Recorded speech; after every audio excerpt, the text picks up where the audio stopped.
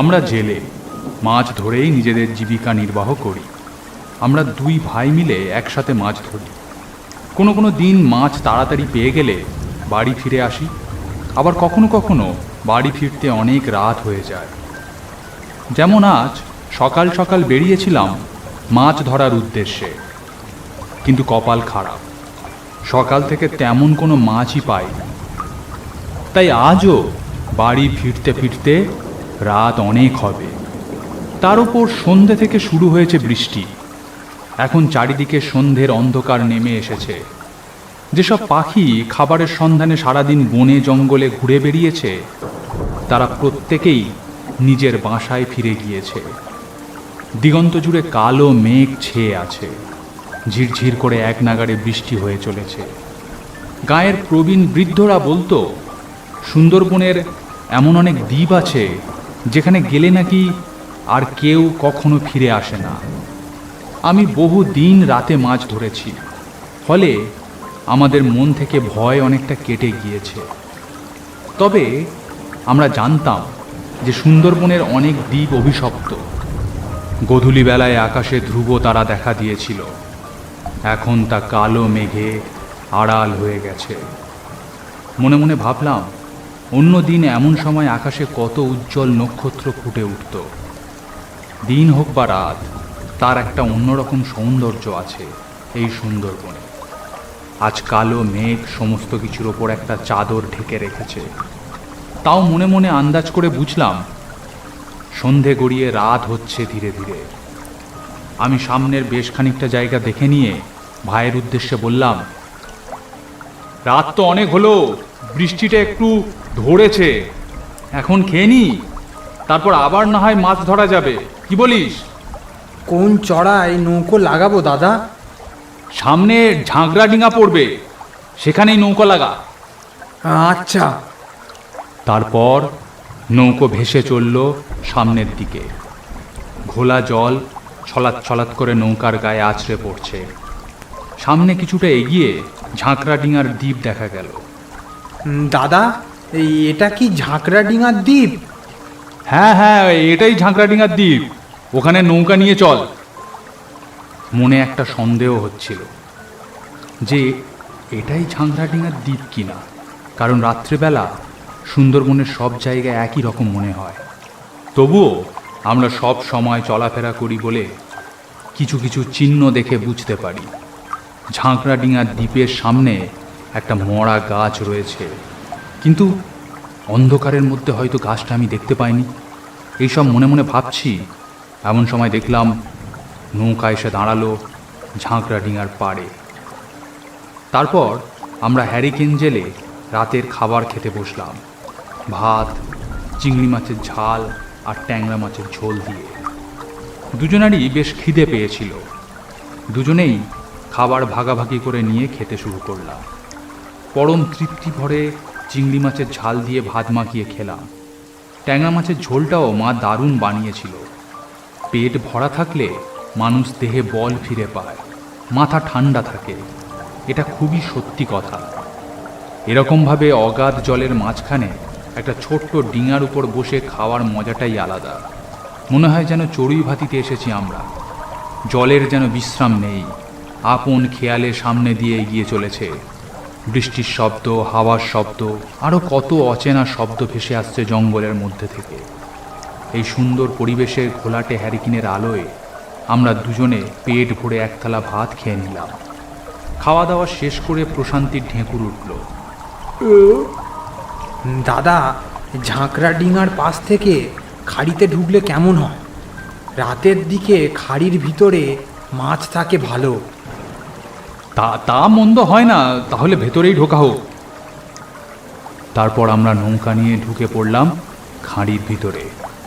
দাঁড় টেনে কিছুটা যাওয়ার পর ভাই বলল, দাদা, আমরা ঠিক দিকে চলেছি তো? আজ যেন সবই কেমন অচেনা বলে মনে হচ্ছে।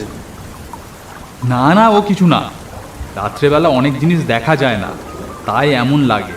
তুই এগিয়ে চল। আমাদের নৌকা ধীরে ধীরে এগিয়ে চলল। দূরে কোনো জঙ্গলের মধ্যে থেকে শিয়ালের ডাক শোনা যাচ্ছে। শুনে মনে হয় তারা খুব করুণ সুরে আমাদেরকে অনুরোধ জানাচ্ছে গভীর জঙ্গলে না ঢুকতে। মাথার উপর দিয়ে কোনো রাতের পাখি সাবধান বাণীর মতো কর্কশ স্বরে ডাকতে ডাকতে চলে গেল। কিছুটা দূরে হেঁতাল গাছের ঝোপের দিকে আঙুল দেখিয়ে ভাই বলল, ওটা কি দাদা? তার কণ্ঠস্বরে ভয়ের আভা স্পষ্ট। সেদিকে তাকিয়ে দেখলাম হেঁতাল গাছের ঝোপের মধ্যে দুটো মোটর দানার মতো আগুনের পিণ্ড ধক ধক করে জ্বলছে। প্রথমে আমিও একটু ঘাবড়ে গিয়েছিলাম, কিন্তু আমার অভিজ্ঞ চোখে ভালো করে সব কিছু লক্ষ্য করার পর বললাম, হ্যাঁ দূর পাগল, ওটা তো শিয়াল। অমনি চোখ দুটো ঝোপের আড়ালে চলে গেল।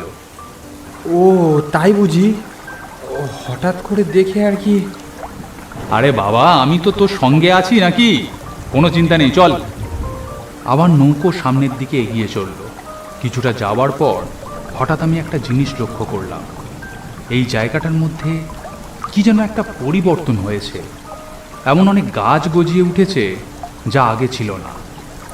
আমরা মাঝে মধ্যেই এখানে আসি, তাও রাতের অন্ধকারে জায়গাটাকে কেমন অচেনা বলে মনে হলো। দাদা, জায়গাটাকে একটু অদ্ভুত বলে মনে হচ্ছে না? না না, অন্য কিছু না, রাতের অন্ধকারে সব জায়গাকে একটু অন্যরকম লাগছে। দাদা, বলি কি ফিরে যাবে? অন্য কোনো দিকে চলো। আরে না না, তুই শুধু শুধু ভয় পাচ্ছিস, কিচ্ছু হবে না। আর একটু এগিয়ে গিয়ে আমরা নোঙর ফেলবো মাছ ধরার জন্য। সামনে কিছুটা এগিয়ে আমরা নৌকা দাঁড় করালাম। মাছ ধরার জন্য প্রস্তুত হয়ে জাল ফেললাম জলে। ক্রমেই আমরা মাছ ধরতে শুরু করলাম। কিছুক্ষণ ধরার পরেই বুঝলাম এদিকে এসে একরকম ভালোই করেছি। প্রচুর মাছ রয়েছে এখানে। আমাদের যা মাছ দরকার তার চেয়েও বেশি মাছ পেয়েছি আজ। এমন করে ঘন্টা দুয়েক মাছ ধরে চললাম আমরা। দাদা, যা মাছ আশা করেছিলাম তার চেয়ে ঢের বেশি মাছ পেয়েছি। এবার ফিরে গেলে হয় না? দাঁড়া, যাবো, আর একটু ধৈর্য ধর। এমন সময় আকাশ গুরু গম্ভীর স্বরে গর্জন করে উঠল। না, এবার দেখছি ফিরে যেতেই হবে। তাই ভালো, রাতও অনেক হয়েছে, মাছও তো যথেষ্ট পেয়েছি। এবার ফিরে যাওয়াই ভালো। আচ্ছা তাই চল, নোঙর ওঠা। আমরা নোঙর তুলে সামনের দিকে নৌকা এগিয়ে নিয়ে চললাম। কিছুটা যাবার পর হঠাৎ মনে হলো আমরা যেখান থেকে নোঙর তুলেছিলাম আবার যেন সেখানেই এসে পৌঁছেছি। কিন্তু এটা তো হবার কথা নয়। খাড়ির মধ্যে ভিন্ন পথ থাকলে তখন গুলিয়ে যাওয়ার সম্ভাবনা থাকে, কিন্তু আমরা তো একটা পথেই খাড়ির মধ্যে ঢুকেছি। তাহলে এমনটা হয় কি করে? আমি কিছুই বললাম না। ভাবলাম বললে যদি ভাই ভয় পায়। আরও কিছুক্ষণ নৌকা চালানোর পর আবার সেই এক কাণ্ড। আমরা সেই একই জায়গাতেই ফিরে এসেছি আবার। আমি তো কিছুই বুঝতে পারলাম না। অনেক ভেবেও এমনটা হবার কোনো কারণ খুঁজে পেলাম না। এমন করে বেশ কিছুক্ষণ নৌকা চালিয়েও আমরা সেই ঝাঁকড়া ডিঙার মুখটাতে ফিরতে পারলাম না। দাদা, এই কি ব্যাপার বলো দেখি? এই এতক্ষণ তো আমাদের মূল নদীতে ফিরে যাওয়ার কথা, এখনো মূল নদীর দেখাই পাচ্ছি না। না না, কিছুটা বাকি আছে হয়তো, বুঝলি। খালি মনে হচ্ছে আমরা একই জায়গাতে বারবার ফিরে আসছি। আমি কথাটা উড়িয়ে দেওয়ার উদ্দেশ্যে বললাম, যা, কি বাজে কথা বলছিস। নৌকা টেনে নিয়ে চল, ঠিক বাইরে চলে যাব। আরও কিছুক্ষণ একই জায়গার মধ্যে গোল গোল ঘোরবার পর বুঝলাম আমাদের সাথে কিছু একটা অদ্ভুত ব্যাপার হচ্ছে। এবার আর কোনো ভুল নেই। আমরা এক জায়গার মধ্যে বারবার ঘুরছি, যেন কেউ আমাদের সামনে এগোনোর শক্তি রুদ্ধ করে রেখেছে। একই জায়গার উপর ক্রমাগত দাঁড় টেনে চলেছি আমরা। আবার আকাশে গুরু গুরু ডাক শোনা গেল। দাদা, আমরা একই জায়গায় চলেছি, এতে আর কোনো ভুল নেই। এতক্ষণেও বাইরে বেরোতে পারিনি আমরা। তাই তো দেখছি। কি হচ্ছে বল দেখি। এতক্ষণে তো বাইরে বেরিয়ে যাওয়ার কথা, আর আমরা সত্যি এক জায়গার উপর দিয়ে যাচ্ছি বারবার। দাদা, আমরা কি এখান থেকে বেরোতে পারবো না? কেন হচ্ছে এই এমনটা আমাদের সাথে? তুই কোনো চিন্তা করিস না, আমরা ঠিক এখান থেকে বেরিয়ে যাব। এমন সময় একটা ভয়ঙ্কর কর্কশ কণ্ঠস্বরে উত্তর এলো। কি করে বেরিয়ে যাবি? তুই ভুলিয়া দ্বীপে এসে পড়েছিস, আর তোকে কেউ বাঁচাতে পারবে না। আমরা ভয়ে এদিক ওদিক চাইতে লাগলাম, কিন্তু কাউকে কোথাও দেখতে পেলাম না। কে কে কে কথা বলছে? সাহস থাকে তো সামনে এসে কথা বলো। আবার কণ্ঠস্বর শোনা গেল। এই তো তোর সামনে দাঁড়িয়ে আছি, ভালো করে দেখ। ভালো করে লক্ষ্য করে যা দেখলাম, তাতে আমার শরীর ঠক ঠক করে কাঁপতে লাগলো। পিঠের শির দ্বারা বেয়ে একটা হিমশীতল স্রোত উপরের দিকে উঠে আসতে লাগলো। ভয়ে বুকের ভেতরটা ফাঁকা হয়ে গেল। অবাক বিস্ফারিত দৃষ্টিতে দেখলাম, কিছুটা দূরে সামনে ডাঙার উপর দুটো কঙ্কাল দাঁড়িয়ে আছে। কঙ্কাল দুটো হাত নেড়ে বলছে, কি রে, দেখতে পাচ্ছিস এবার? এখানে সবাই জীবিত অবস্থায় প্রবেশ করে, কিন্তু কেউ জীবিত অবস্থায় ফিরে যেতে পারে না।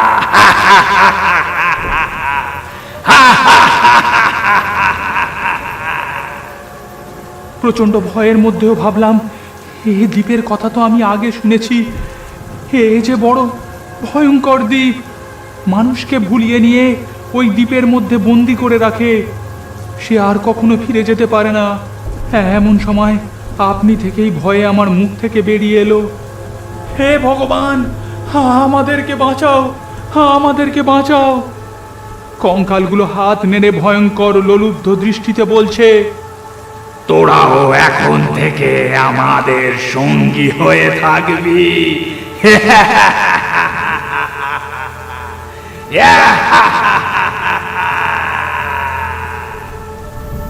কেউ বাঁচবে না, কেউ বাঁচাবে না তোদের।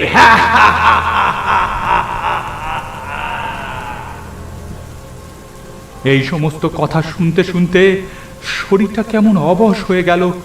সমস্ত কথা, সমস্ত পৃথিবী যেন মাথার মধ্যে ভোঁ ভোঁ করতে লাগলো। তারপর আমার কিছু মনে নেই।